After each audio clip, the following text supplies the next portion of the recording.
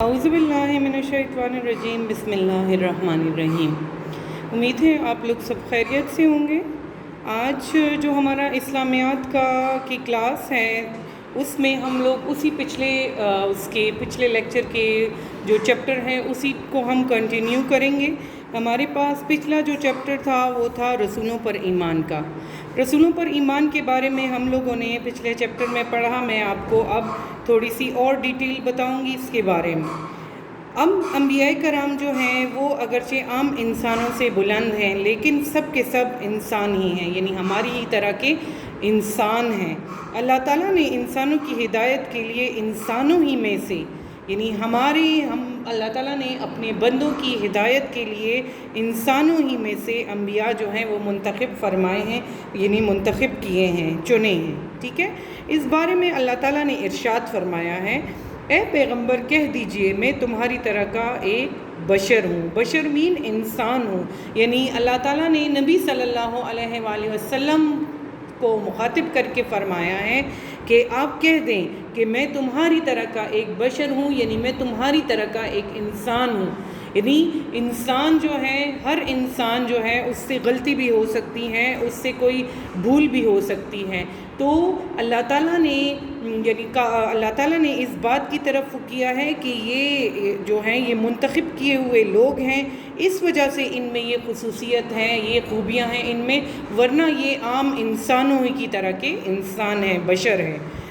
اب مشرکین مکہ نے جب یہی کہا کہ اللہ تعالیٰ نے ہمارے لیے ہمارے جیسے انسانوں کے بجائے کسی فرشتے کو کیوں نہیں بھیجا، تو قرآن مجید میں اس کا جواب یوں دیا گیا، یعنی مشرکین جو ہر ایک بات پہ اعتراض کرتے تھے تو انہوں نے یہ بات بھی اٹھائی کہ اللہ تعالیٰ نے جب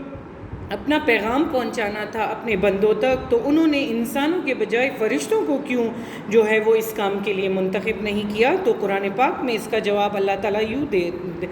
تعالیٰ نے ارشاد فرمایا کہ کہو کہ اگر زمین میں فرشتے ہوتے کہ اس میں چلتے پھرتے اور آرام کرتے تو ہم ان کے پاس فرشتے کو پیغمبر بنا کر بھیجتے، یعنی اگر اس زمین پر فرشتے جو ہیں وہ موجود ہوتے اور ان کی روٹین ہوتی یہی چلنا پھرنا اور آرام کرنا، اور یہی جو انسان کی زندگی میں جو ان کی ضروریات ہیں وہ ہوتی، تو تب ہم فرشتوں کو اس دنیا کے لیے یعنی ہم فرشتوں کو پیغمبر بنا کر بھیجتے، لیکن چونکہ اس زمین پر انسان ہیں تو اللہ تعالیٰ نے انسانوں ہی میں سے پیغمبر جو ہیں وہ منتخب کیے۔ اب انبیاء کرام نہ صرف اللہ تعالیٰ کے احکامات جو ہیں وہ بندوں تک پہنچاتے ہیں بلکہ ان کا عملی نمونہ بھی پیش کرتے ہیں، یعنی پریکٹیکلی انبیاء کرام نے کر کے دکھایا۔ نبی صلی اللہ علیہ وسلم کی مثال آپ لے لیں کہ جس بات کا حکم نبی پاک صلی اللہ علیہ وسلم نے فرمایا اسی بات کو جو ہے وہ اس پر عمل بھی کر کے دکھایا تاکہ وہ ہمارے لیے ایک نمونہ بن جائے۔ جس طرح ہم لوگ سائنس میں پریکٹیکل کرتے ہیں، ہمارے آنکھوں کے سامنے وہ ایکسپیریمنٹ ہوتا ہے تو ہمیں وہ چیز جو ہے وہ پروو ہو جاتی ہے۔ تو اسی طرح نبی کو جو ہے اللہ تعالیٰ کے احکامات بندوں تک پہنچاتے ہیں تو ان پر سب سے پہلے خود عملی نمونہ ہمیں جو ہے وہ ہمارے سامنے پیش کیا گیا۔ عقیدہ رسالت کا بنیادی جز ہے کہ تمام انبیاء بشر ہیں، یعنی عقیدہ رسالت کا جو بنیادی بات ہے وہ کیا ہے کہ تمام انبیاء کرام جو ہیں وہ بشر ہیں، یعنی وہ انسان ہیں۔ رسالت کا منصب، رسالت کا کام کسی بھی انسان کو محنت اور عبادت سے حاصل نہیں ہو سکتا، یعنی ایک انسان جو ہے جب وہ محنت کرتا ہے یا وہ بہت زیادہ عبادت کرتا ہے تو وہ اس کو حاصل نہیں ہوتا، بلکہ یہ اللہ تعالیٰ کا ایک خاص انعام ہے۔ جس شخص کو اللہ تعالیٰ منتخب فرمائے اسی کو یہ انعام جو ہے وہ ملتا ہے، یعنی اللہ تعالیٰ نے ہم عام انسانوں میں سے 1,24,000 پیغمبر جو ہے وہ چنے، اور جس شخص کو اللہ تعالیٰ نے چنا وہ اللہ تعالیٰ نے خود ان کو منتخب فرمایا، خود ان کو چنا۔ اس بارے میں اللہ تعالیٰ نے ارشاد فرمایا، اس کو اللہ ہی خوب جانتا ہے کہ وہ اپنی پیغمبری کسے عنایت فرمائے، یعنی اللہ تعالیٰ کا یہ کام ہے، اللہ تعالیٰ کی یہ مرضی ہے کہ وہ اپنی پیغمبر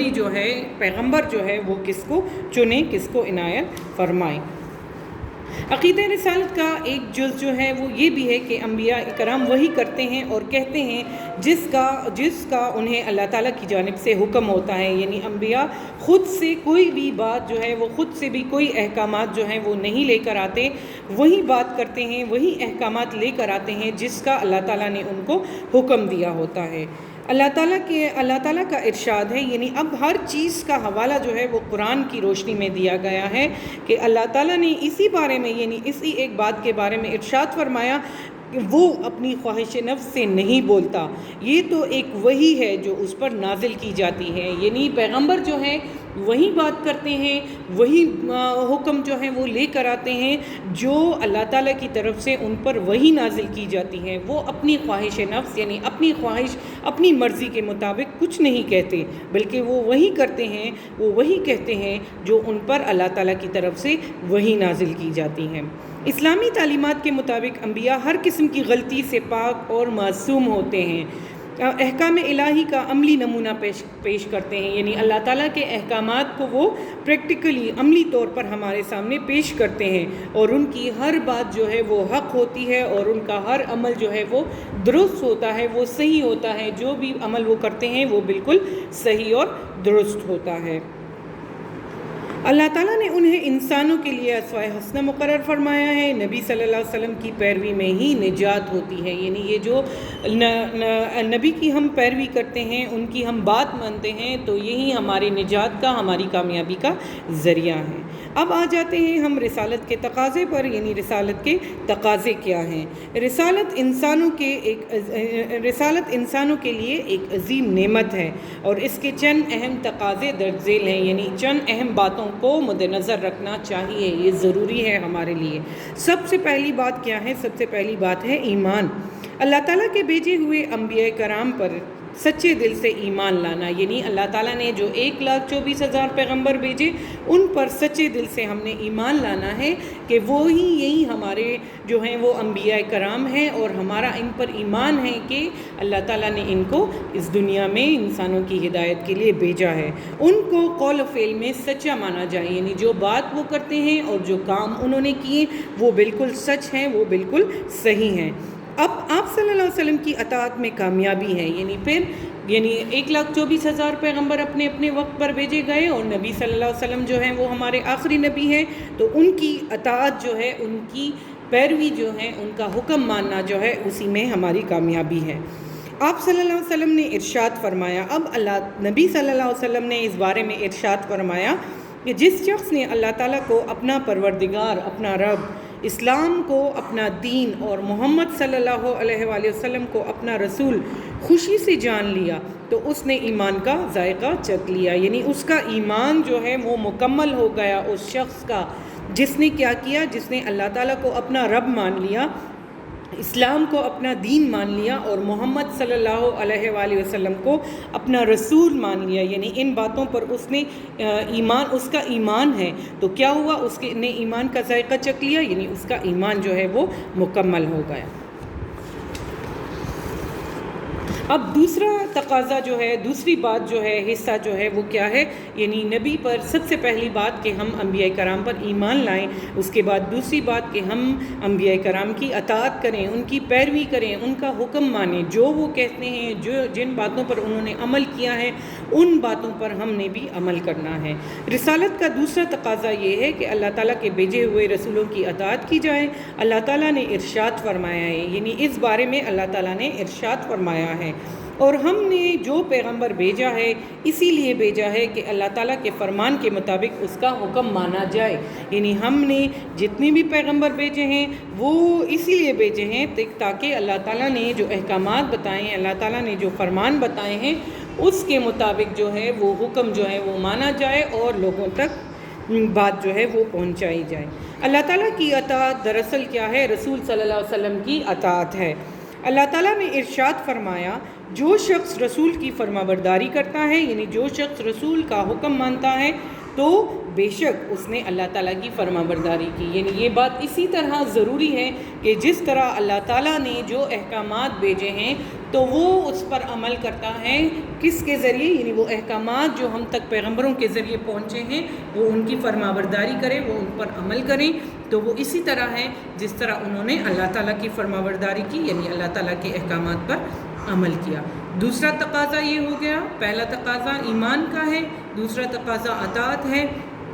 تیسرا تقاضا ہے محبت، یعنی اللہ تعالیٰ نے جو 1,24,000 پیغمبر بھیجے، ہم نے ان کی دل و جان سے محبت کرنی ہے، ان کے جو احکامات ہیں وہ ماننے ہیں، اس پر عمل کرنے ہیں۔ ظاہری بات ہے کہ ہم جس سے محبت کرتے ہیں، ہم جس سے پیار کرتے ہیں، تو ہماری کوشش یہی ہوتی ہے کہ ہم ان کی ہر بات جو ہے وہ مانیں۔ جس طرح ہمارے پیرنٹس ہوتے ہیں، ہمارے ماں باپ ہوتے ہیں جو ہم ان سے بہت زیادہ محبت کرتے ہیں، تو ہماری یہی کوشش ہونی چاہیے کہ ہمارے ماں باپ جو ہمیں بات کرتے ہیں ہم نے ان پر عمل کرنا ہے، ہم نے ان کی بات ماننی ہے۔ تو اسی طرح نبی صلی اللہ علیہ وآلہ وسلم اور پیغمبروں کی بات آ گئی کہ ان پر ہم لوگوں نے، یہ اللہ تعالیٰ کے بھیجے ہوئے پیغمبر ہیں، یہ اللہ تعالیٰ کے بھیجے ہوئے رسول ہیں، ہم لوگوں نے ان سے دل و جان سے محبت کرنی ہے۔ کیونکہ رسول انسانیت کے محسن ہوتے ہیں، یعنی انسانوں کو نیکی کی طرف بلانے والے ہوتے ہیں اور برائی سے دور کرنے والے ہوتے ہیں۔ یہ اللہ تعالیٰ کا ایک بہت بڑا احسان ہے ہم مسلمانوں پر، کہ ہم مسلمانوں کی ہدایت کے لیے اللہ تعالیٰ نے وقتاً فوقتاً جو ہے انبیاء کرام جو ہے وہ بھیجے، کیوں؟ تاکہ ہمیں وہ سیدھے راستے پر لے کر آئیں اور جو غلط راستہ ہے، جو شیطان کا راستہ ہے، اس سے ہمیں دور کریں۔ تو اس سے بڑی خوش قسمتی انسان کے لیے اور کیا ہو سکتی ہے؟ تو رسول جو ہے وہ انسانیت کے محسن ہوتا ہے، یعنی وہ ان پر انسانیت پر احسان کرنے والا ہوتا ہے، بہت بڑا احسان کرنے والا، کہ ہمیں نیکی کی راستے کی طرف بلانے والا ہوتا ہے اور برائی سے دور کرنے والا ہوتا ہے۔ تو کیا ہے کہ انسانی معاشرے کو برائی سے پاک کرتا ہے نبی، یہ اللہ تعالیٰ کا محبوب بن جانے کا ذریعہ ہے۔ یعنی کیا اللہ تعالیٰ کے قریب ہم کس ذریعے سے ہوں گے، کس لیے ہوں گے؟ جب ہم لوگ نبی صلی اللہ علیہ وآلہ وسلم سے اور جو انبیاء کرام ہیں ان سے محبت کریں، ان کی بات مانیں، ان کے احکامات پر عمل کریں۔ اس بارے میں اللہ تعالیٰ کا ارشاد ہے، اے پیغمبر لوگوں سے کہہ دو کہ اگر تم اللہ کو دوست رکھتے ہو تو میری پیروی کرو، اللہ تعالیٰ بھی تمہیں دوست رکھے گا۔ یعنی جب ہم رسولوں کی، نبی صلی اللہ علیہ وآلہ وسلم کی پیروی کریں گے تو اس طرح ہے جس طرح ہم لوگوں نے اللہ تعالیٰ سے دوستی کر لی ہے۔ اور آپ کو اچھی طرح پتہ ہے کہ دوست ہم اسی کو مناتے ہیں جس سے ہم محبت کرتے ہیں، جو ہمیں نیکی کی طرف بلاتا ہے، صحیح راستے کی طرف بلاتا ہے، وہی ہمارا دوست ہوتا ہے۔ تو کیا ہے کہ لوگوں سے کہہ دو اگر تم اللہ کو دوست رکھتے ہو، یعنی اگر اللہ کی دوستی پسند ہے لوگوں کو، تو کیا کرنا ہے؟ اس نے نبی صلی اللہ علیہ وآلہ وسلم کا حکم ماننا ہے، اس کی پیروی کرنی ہے۔ تو کیا ہے؟ اللہ تعالیٰ بھی تمہیں اس کے ریوارڈ میں، اس کے انعام میں اللہ تعالیٰ بھی آپ کو دوست رکھے گا۔ رسول کی محبت ایمان کی تکمیل کا ذریعہ ہے، یعنی جب ہم رسول صلی اللہ علیہ وآلہ وسلم سے محبت کریں گے، ہم پیغمبروں سے محبت کریں گے، تو ہمارے ایمان جو ہے وہ مکمل ہو جائے گا، یعنی ہمارے ایمان کی تکمیل کا ذریعہ ہے۔ نبی صلی اللہ علیہ وآلہ وسلم نے فرمایا کہ کسی بھی شخص کا ایمان اس وقت تک مکمل نہیں ہو سکتا جب تک وہ مجھ سے، اپنے باپ، بیٹے اور تمام انسانوں سے زیادہ محبت نہ رکھے۔ یعنی یہ نبی صلی اللہ علیہ وآلہ وسلم کا فرمان ہے کہ اس کا ایمان اس وقت تک مکمل نہیں ہو سکتا کہ جب تک وہ مجھے، یعنی وہ اس چیز پر مجھے فوقیت نہ دیں کہ وہ اپنے باپ، بیٹے اور تمام، یعنی یہ ایسے رشتے ہیں کہ یہ ہمارے بہت قریبی رشتے ہیں، اور جب ہم ان سے محبت کرتے ہیں تو ہم ان کو صحیح راستے پر چلانے کے لیے ہماری کوشش ہوتی ہے۔ تو اسی طرح نبی صلی اللہ علیہ وآلہ وسلم نے یہی بات بتائی کہ وہ اس کو مجھے اس سے زیادہ محبت جو ہے وہ رکھے تو اس کا ایمان جو ہے وہ مکمل ہو جائے گا۔ اس لیے اب کہتے ہیں کہ ہمیں چاہیے کہ ہم نبی صلی اللہ علیہ وآلہ وسلم پر سچے دل سے ایمان لا کر سنت رسول صلی اللہ علیہ وسلم کی مکمل پیروی کریں۔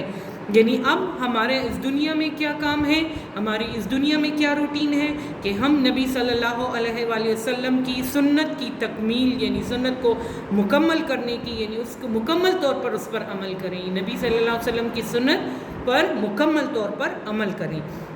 اور اسی بات سے جو ہے اسی میں ہماری دنیاوی اور اخروی زندگی کی کامیابی جو ہے وہ اسی بات پر منحصر ہے کہ ہم نبی صلی اللہ علیہ وآلہ وسلم کی سنت کی پیروی کریں. یعنی ہمارے پاس قرآن آ گیا، ہمارے پاس سنت نبی صلی اللہ علیہ وآلہ وسلم آ گئی، تو اب ہم لوگوں نے اپنی دنیاوی اور دنیا اور آخرت کی کامیابی کے لیے کیا کرنا ہے؟ نبی قرآن اور سنت کی پیروی کرنی ہے، اسی میں ہماری کامیابی ہے. ٹھیک ہے، ہمارا آج کا چیپٹر جو ہے وہ اتنا ہے. انشاءاللہ نیکسٹ ٹائم اور چیپٹر ہم پڑھیں گے. اس وقت تک اللہ حافظ.